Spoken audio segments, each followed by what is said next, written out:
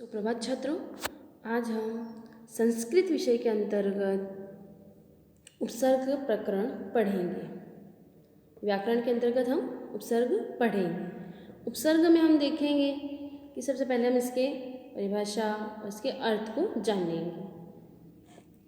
उपसर्ग का अर्थ के अंतर्गत हम देखेंगे कि जब प्र, परा, अप, अब आदि अवयव धातु के पूर्ण जोड़े या लगाए जाते हैं तब वे उपसर्ग कहे जाते हैं।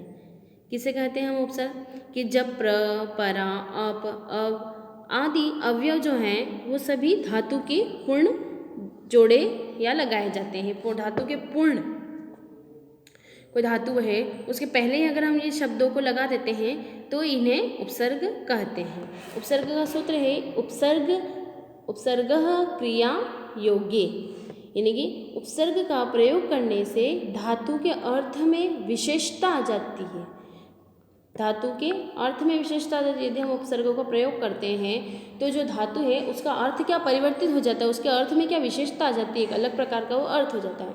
कहीं धातु का अर्थ परिवर्तित होकर एक नया अर्थ प्रकट करने लग जाता है, तो कहीं इसका अर्थ विपर्य यानी कि विलोम भी हो जाता है। कोई शब्द है, कोई धातु है, धातु शब्द है कोई, तो उसके अर्थ में क्या होता है कि या तो वो परिवर्तित होकर नया शब्द बन जाता है और नया अर्थ प्रकट करने लग जाता है, या कभी उसके अर्थ का विपर्य यानी कि उसका विपरीत हो जाता है, यानी कि विलोम हो जाता है उसका, और इस प्रकार अर्थ में सौंदर्य आ जाता है। उपसर्ग के योग से धातु के अर्थ में कुछ परिवर्तन हो जाता है। अतः यह बात कही भी गई है कि उपसर्गेण धात्वोर्थ बलादयंत्र नीयते विहार हार संहार प्रहार परिहारवत। ये इसके अंतर्गत संस्कृत में एक श्लोक कहा भी गया है। अब है उदाहरणार्थ, इसके उदाहरण के रूप में हम देखेंगे कि संस्कृत में ह धातु, ह में रकार लगा हुआ है ये, तो ह धातु यानी कि हरण के, यानी हरण करना यानी कि चुराना, किसी को हर लेना या चोरी कर लेना है ना, तो चुराने के अर्थ में प्रयुक्त होती है। यानी कि ह धातु किसके अंतर्गत अर्थ किसके में प्रयुक्त हो रही है, तो ह धातु हरण में यानी कि चुराने में प्रयुक्त होती है। ह धातु में घणी प्रत्यय के प्रयोग से हार शब्द बनता है, किंतु इस एक हार शब्द के भिन्न उपासकों के मतलब भिन्न उपसर्ग जो हैं उनके प्रयोग से अनेक अर्थ होते हैं। हार शब्द, तो हार शब्द का कोई एक तो हार का अर्थ नहीं होता है, हार के अनेक अर्थ होते हैं। जैसे एक हार होता है तो हम बोलते हैं ना कि ये हार गया है, ये जीत गया है, एक हार जीत वाला हार होता है। एक गले में पहनने के लिए सुंदर हार होता है जो महिलाएं वगैरह पहनती हैं, तो उसे भी हम एक हार कहते हैं। तो यहाँ पे हार के एक नहीं अनेक अर्थ आपको बताए गए हैं। उसी प्रकार से हम यहाँ देखेंगे कि उपसर्ग है, यहाँ पर उपसर्ग के बाद धातु क्रियाएं हैं और अर्थ है उनका, और उपसर्ग युक्त शब्द हैं और परिवर्तित अर्थ भी है। जैसे प्र उपसर्ग है, धातु क्रिया कौन सी है? ह, तो प्र ह और हरण करना, इसका अर्थ क्या होता है? हरण करना, है ना। तो क्या हो गया? प्रहार। प्रहार का अर्थ क्या? प्र हमने धातु उपसर्ग लगा दिया इसलिए हार शब्द तो आ ही रहा है ना। जैसे प्र लगाने से हमारा एक शब्द नया क्या बन गया? प्रहार। तो प्रहार का अर्थ क्या होता है? परिवर्तित अर्थ होता है इसका कि चोट या आघात, किसी को चोट लग जाना या आघात पहुंचना। फिर इस ह धातु में हमने वी लगा दिया, तो इसका अर्थ क्या हो गया? हरण करना। सभी में वही चल रहा है, हरण करना। और विहारः, उपसर्ग युक्त शब्द क्या बना हमारा? विहार। तो विहार यानी कि भ्रमण करना, घूमना। विहार का अर्थ क्या होता है? घूमना। उसी प्रकार सम और ह, सम उपसर्ग लगा के हमने हार में बनाया तो हमारा बना संहार। तो संहार का अर्थ होता है विनाश, किसी का विनाश करना, ये क्या होता है? संहार। फिर आ हमने उपसर्ग लगाया किसमें? ह धातु में ना, तो आहार। तो क्या हो गया हमारा? आहार यानी कि भोजन। आहार का अर्थ क्या है? भोजन करना। उसी प्रकार परिहार यानी कि परिहार का अर्थ होता है निराकरण या बचा, किसी चीज़ का बोलते हैं ना कि परिहार हो गया है या निराकरण करना है, हमें इस चीज़ का बचाना है उसको, तो वो उस शब्द के लिए यूज में आता है ना। अब हम उपसर्ग की परिभाषा को देखते हैं। उपसर्ग की परिभाषा है कि वे शब्दांश जो किसी क्रिया से पहले जुड़कर उसके अर्थ में परिवर्तित कर देते हैं। वे शब्दांश जो किसी क्रिया से जुड़कर उसके अर्थ में परिवर्तित कर देते हैं या उसमें सुंदरता ला देते हैं, उपसर्ग कहलाते हैं। उपसर्गाः साधारणतया द्वादशिने संख्या यानी कि 22 संख्या सन्ति, यानी कि 22 उपसर्ग कितनी संख्या है? 22 संख्या है। साधारणतः उपसर्ग 22 होते हैं, जो इस प्रकार हैं, जैसे कि प्र, परा, अप, सम, अनु, अव, निस, निर, दुष, दुर, वि, आर, आ, नि, अधि, अपि, सु, इन, अभि, प्रति, परि और उप, ये ऐसे करके पूरे 22 उपसर्ग हैं। अब हम उपसर्गों के अनेक विविध अर्थ व उनके प्रयोगों को देखेंगे। पहला हमारा उपसर्ग के अंतर्गत प्रउपसर्ग। पहला क्या हमारा? प्रउपसर्ग। प्र का अर्थ होता है प्रकर्ष, उत्तम या अधिक, है ना। प्र का अर्थ होता है प्रकर्ष, उत्तम या अधिक। इसका उदाहरण है जैसे कि प्र से प्रभवती, हरती, तो हरती में प्र लगा दिया तो क्या बना? प्रहरती। यानी कि प्रभवती का अर्थ होता है समर्थ होता है और प्रहरती का प्रहार करता है, यानी कि किसी के ऊपर हमला करना बोलते हैं ना, कि प्रहार करना, वो है ना। ये हुई हमारी प्रउपसर्ग। अगला है हमारा परा। परा उपसर्ग। परा का उपसर्ग का अर्थ क्या है? परा यानी विरोध या तिरस्कार, है ना, किसी का विरोध करना, किसी का तिरस्कार करना। तो पराभवती यानी कि तिरस्कार करता है, किसी का तिरस्कार कर देना, यानी कि अब छोड़ देना, अपमान कर देना उस चीज़ का, है ना, वो कि छोड़ दिया गया, तिरस्कार कर दिया हमारे द्वारा। पराजयते यानी कि हार मानता है, यानी कि किसी प्रकार अगर हमारी कोई हार जाती है तो हम अपनी हार को स्वीकार कर लेना, यानी कि हार मानना, तो उसको हम बोलते हैं पराजयते। अगला है हमारा अप। अप का अर्थ होता है विपरीत। अप का अर्थ क्या होता है? विपरीत, है ना। अप यानी विपरीत, पश्चात, हद, दूर और अनुचित और हीन, ये सब क्या है? अप शब्द के अर्थ हैं। अप का होता है अपनयति यानी कि दूर करता है, और अपहरति का अर्थ होता है अपहरण करता है। हीन का अपगतः यानी कि नष्ट हुआ। उसी प्रकार सम का समीप यानी कि मिलकर, अत्यंत अच्छा या नाश, सम का ये अलग प्रकार से भी अर्थ होता है। जैसे संहरति यानी कि किसी का संहार करता है, संगच्छते यानी कि साथ जाता है, संभवति यानी कि संभव है। अगला है हमारा अनु।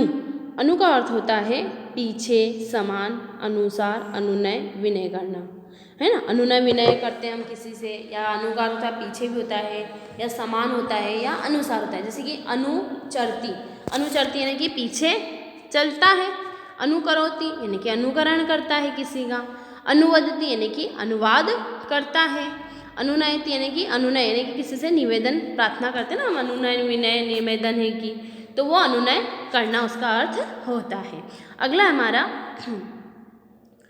अव। अव यानी इसका अर्थ होता है नीचे और न्यून, नीचे या फिर न्यून। तो इसका अवतरित क्या है? उदाहरण इसका अवतरित यानी कि इसका अवतरित का अर्थ होता है नीचे उतारता है या अवतार लेता है। अवनमति, अवनमति यानी झुकता है। अवगच्छति यानी कि समझता है। अवरोहति यानी कि उतारता है। अवजानाति यानी कि तिरस्कार करता है, किसी का तिरस्कार करना यानी कि अवजानाति यानी कि तिरस्कार करता है। अगला है हमारा निस। निस धातु, तो निस उपसर्ग है हमारा, तो निश का अर्थ होता है कि निषेध, बिना, शून्य, विपरीत, है ना। तो निस का होता है निह संकेत यानी कि संकारहित होता है, या रहित यानी कि संकारहित होता है या रहित होता है ना। निर उपसर्ग, तो निर उपसर्ग का अर्थ क्या होता है? अच्छी प्रकार, पूर्णतया, शून्य रहित, मुक्त या बाहर। तो निर्गच्छति, इसका उदाहरण है निर्गच्छति, तो निकलता है। निर्भिलषति यानी कि नहीं चाहता है। निर्भिलषति यानी कि ये नहीं चाहता है, कोई कार्य कोई पसंद नहीं आ रहा है तो हम बोलते हैं ये नहीं, ये पसंद नहीं है, हम नहीं चाहते हैं ये चीज़, है ना, वो उस प्रकार से निर शब्द के लिए प्रयोग होता है। अगला है हमारा दुष, यानी कि कठिन, असाध्य, बुरा, तो बोलते हैं ना दुष्करोति, यानी कि ये कठिन कार्य करता है, ये कि दुर्व्यवहार करना किसी के साथ, है ना, दुष्कार्य करना, ये तो दुष यानी कि दुष्करोति यानी कठिन कार्य। और एक उपसर्ग है हमारा दुर, यानी कि बुरा या फिर कठिन, तो दुर्व्यवहारति यानी कि बुरा व्यवहार करता है किसी के साथ, दुर्व्यवहारति यानी किसी हम बुरा व्यवहार करते हैं तो क्या वो जो बोलता है ना कि हमारे साथ अच्छा व्यवहार नहीं किया, बहुत बुरा व्यवहार किया, तो ये शब्द उसमें आता है। तो उपसर्ग दुष और दुर। दुराचरति, दुराचरति का अर्थ होता है दुराचार करता है, किसी के ऊपर अत्याचार करना, दुराचार करना, ये इसमें कहलाता है। वी, तो वी से विशिष्ट, विशिष्ट वी उपसर्ग से उसका अर्थ होता है विशिष्ट, बिना, रहित, अधिक, भिन्न या रुकना। तो ये हम देखेंगे कि वीरमति यानी कि रुकता है, विहरती यानी विहार करता है, विचलित तो व्याकुल होता है, विनयति तो नम्र बनाता है, वितरति तो बांटता है, विनश्यति तो नष्ट होता है। इसी प्रकार से वी धातु के, वी उपसर्ग के अनेक उदाहरण हैं। अगला है हमारा आड़, आड़ धातु, आ यानी कि तक, लेकर, और विपरीत। आड़ का अर्थ क्या है, तक या लेकर या और विपरीत, है ना। तो आगच्छति यानी कि आता है, आक्रीडते यानी कि खेलता है, आजन्म यानी कि जन्म से ही, कोई रहता है ना, हम कहते हैं कि जन्म से ही ये ऐसा ही है, या जन्म से ही इसके ये शरीर का ये 5-6 उंगलियां हैं, मनुष्य के नॉर्मल तो 5 रहती है, पर किसी के एक अलग सा होता है जिससे जन्म से ही ये चीज़ है ना। तो आकर्षति तो यानी कि खींचता है, किसी को अपनी ओर आकर्षित करना, बहुत सुंदर व्यक्ति है तो वो अपने आप में ही अगर सुंदर है तो आकर्षित करता है, या कोई चीज़ है, कोई वस्तु है बहुत सुंदर है तो उसको हम अगर एक बार देख लें तो अपने ऑटोमेटिक हमें उससे देखने की इच्छा होती है, तो वो क्या हो जाता है, आकर्षति यानी कि आकर्षित करता है, वो अपनी ओर खींच लेता है। आनयति यानी कि लाता है। अगला है हमारा निह, नि उपसर्ग। अब नि उपसर्ग में का अर्थ क्या है, नीचे, समीप, समूह। तो जैसे कि निपति, उदाहरण है निपति, निपति, निपत्ति तो निपतति यानी कि नीचे गिरता है, निमज्जति, निमज्जति यानी कि डूबता है, अधिकरोति यानी अधिकार करता है ना। यह अधि धातु के लिए आ जाता है, अधि धातु में क्या आ जाता है, अधिकरोति यानी अधिकार करता है। अधि का अर्थ होता है उपसर्ग, अधि उपसर्ग का होता है बड़ा या ऊपर या प्रधान, तो इसका उदाहरण है अधिकरोति यानी अधिकार करता है, अधिगच्छति यानी समझता है, अधिरहित, अधिहर्ति है ना, अधिहर्ति यानी कि खींचता है, और अधिष्ठति यानी कि बैठता है। अगला है हमारा अति, अति धातु है ना। अति धातु को हम देखते हैं, अति, तो अति का अर्थ होता है अधिक या अतिशय। अति उपसर्ग का अर्थ क्या है, अति और अधिक और अतिशय, तो अतिक्रमते यानी कि अतिक्रमण करता है। अपि, अपि उपसर्ग का अर्थ है निकट, ढकना या कृष्ण, तो अपिधारती यानी कि ढकता है। सु, अगला हमारा सु उपसर्ग, सु का उपसर्ग का, सु उपसर्ग का हमारा शब्द बनता है, सु का अर्थ होता है हमारा अच्छा या सरल, है ना। सु का क्या अर्थ होता है, अच्छा या सरल। सुकरोति श्रेष्ठ, सुजानती है ना, यानी कि सुकरोति श्रेष्ठ यानी कि श्रेष्ठ कर्म करता है। सुकरोति, सुजानती, सुजानती का अर्थ क्या होता है, भली प्रकार जानता है। अब अगला है हमारा प्रति, प्रतिहर, तो प्रति यानी हर, एक और या आदि अनेक इसके होते हैं। तो जैसे प्रतिकरोति, प्रतिकरोति यानी प्रतिकार करता है या बदला लेता है। अगला है हमारा परि, परि, तो परि का अर्थ होता है चारों ओर, तो परिपश्यति यानी चारों ओर देख करते हैं, देख मतलब कि चारों ओर कोई देखता है, या परिभ्रमति यानी कि चारों ओर घूमता है ना। अगला उपसर्ग है हमारा अभि उपसर्ग। अगला क्या है हमारा अभि उपसर्ग। अभि का अर्थ होता है आगे या ऊपर या और, तो अभिनयति यानी कि नाटक करता है, अभिभवति यानी दबाता है। अगला है हमारा उपसर्ग उप उपसर्ग, यानी कि उप का अर्थ होता है समीप या गौण, यानी कि उपगच्छति तो समीप जाता है, उपकरोति यानी उपकार करता है, और उपहस्ति यानी उपहास करता है, किसी का उपहास, है ना। और लास्ट और अंतिम है हमारा उत। उत का अर्थ होता है, उत उपसर्ग है, उसका अर्थ है अतिशय, ऊपर, है ना। उपअतिशय यानी कि ऊपर, तो उपाध्यति यानी कि उठाता है, और उत्कर्षते यानी उन्नति करता है। इसी प्रकार से ये हमारे 22 उपसर्ग पूर्ण हुए। अब हम इनके कुछ प्रश्नोत्तरों को देखेंगे। पहला प्रश्न है हमारा कि निम्नलिखित प्रश्नों के सही उत्तर का क्रमाक्षर लिखिए, है ना। निम्नलिखित प्रश्नोत्तर के सही उत्तर का क्रमाक्षर लिखिए। तो पहला प्रश्न है हमारा कि किसके पहले लगे अवयव का अवयव उपसर्ग कहलाता है ना। क्या प्रश्न है कि किसके पहले लगे अवयव उपसर्ग कहलाते हैं, ठीक है। संस्कृत में कितने उपसर्ग होते हैं, तो आप इन सब के उत्तर यहाँ पर दिए गए हैं, उन्हें आप लिखेंगे, है ना। अभिभाषित में प्रयुक्त उपसर्ग है, प्रतिश्रुणोति में प्रयुक्त उपसर्ग है, संकल्प में प्रयुक्त उपसर्ग है, संकल्प में प्रयुक्त उपसर्ग है। तो इन सभी के उत्तर यहाँ दिए गए हैं कि पहले में का अ वाला है, दूसरे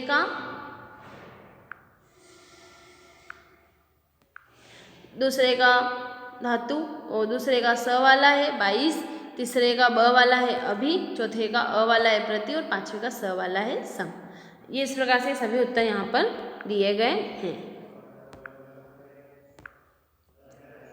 अगला हमारा प्रश्न जो है, निम्नलिखित प्रश्नों के सही उत्तर का क्रमाक्षर लिखिए। जो इसमें से सही उत्तर है उसका हमें क्रमाक्षर यहाँ पे लिखना है। पहला प्रश्न है हमारा, जैसे आ उपसर्ग युक्त पद है। अब आ उपसर्ग युक्त पद कौन से हैं, आगच्छ, आपणम, आम या आप्त। वि उपसर्ग युक्त पद कौन सा है, विलोक्य, विथि, वीरा या विद्या। तो इनमें से बताना है आपको। अ उपसर्ग युक्त पद है, तो अ उपसर्ग के कौन से हैं, अश्विनी, अवागच्छत, असत या फिर असत्यम। और सम उपसर्ग युक्त पद हैं, तो सम उपसर्ग युक्त पद कौन से हैं, सम उपसर्ग युक्त, तो उपादिष्टि, ऊपरी, उर्वशी, उद्ग्रा। तो ये निस उपसर्ग युक्त पद हैं, तो कौन से हैं, तो इन सभी के उत्तर यहाँ दिए हुए हैं कि पहले में है निस्र, पहले का है हमारा आगच्छ, दूसरे का है विलोक्य, तीसरे का है हमारा आवागच्छत, और चौथे का है उपदिष्टि, और पांचवे का है निस्तरित।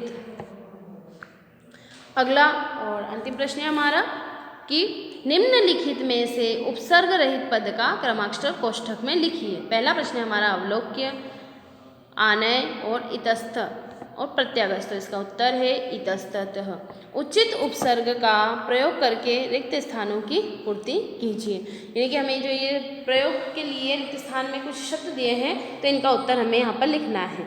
जैसे है पहला है हमारा प्रश्न कि भीमः जलम न नयति। तो सु दूर या आ, तो इसका सही आंसर है आ। अर्जुन अपि न, तो प्रति, इसका सही आंसर क्या है, प्रति, तो प्रति आगच्छत। ते जलम अनि विशंतः, इस्ततः रिक्त स्थान है, तो इसमें क्या आएगा, अवलोकयन। तस्य उद्विग्नताम रिक्त स्थान, तो विलोक्यम अर्जुन अवदत्। इसी प्रकार से यह हमारे पाठ के मतलब व्याकरण में अवयव जो थे उपसर्ग हमारे पूर्ण हुए हैं। इन उपसर्गों को आप अपनी कॉपी में लिखेंगे और ध्यानपूर्वक इन्हें पढ़ेंगे। धन्यवाद।